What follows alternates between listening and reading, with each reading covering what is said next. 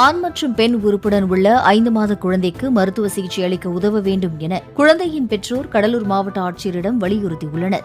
DNA பரிசோதனையில் பெண் குழந்தை என உறுதிப்படுத்திய புதுச்சேரி ஜிப்மர் மருத்துவர்கள் தொடர் சிகிச்சை செய்ய வேண்டும் என கூறியுள்ளதால் அரசு நிதி உதவி செய்ய வேண்டும் என பெற்றோர் கோரிக்கை விடுத்தனர். என்னோட குழந்தை பாத்தீங்கன்னா பிறந்துச்சிங்க 5 மாசத்துக்கு முன்னாடி. அதுக்கு 2 உறுப்பு இருக்குங்க, ஆண் உறுப்பு இருக்கு, பெண் உறுப்புன்னு சொல்லியிருக்காங்க. அது ஜெனடிக் ப்ராப்ளமா பாத்தீங்கன்னா அது ஃபீமேல் செக்ஸ்ன்னு சொல்லியிருக்காங்க. அதற்காக நாங்கள் மனு கொடுத்துருக்கோங்க. எங்களுக்கு உதவித்தொகை எங்களுக்கு வேணுங்க, உதவித்தொகை வேணும். எங்களால் பார்க்க முடியல, நாங்கள் ரொம்ப கஷ்டத்தில் இருக்கிறோம், எங்களால் பார்க்க முடியல. எங்களுக்கு குழந்தைக்கான மருத்துவ செலவு எங்களுக்கு வேணுங்க. வேலை நான் கூலி வேலை தாங்க. ஆப்ரேஷன் அது ட்ரீட்மெண்ட் ஃபுல்லாகவே ஃபைனல் வரைக்கும் இதுக்கு சாகு வரைக்கும் பண்ணியிருக்க சொல்லியிருக்காங்க. லைஃப் ஃபுல்லாகவே பண்ண சொல்லியிருக்காங்க.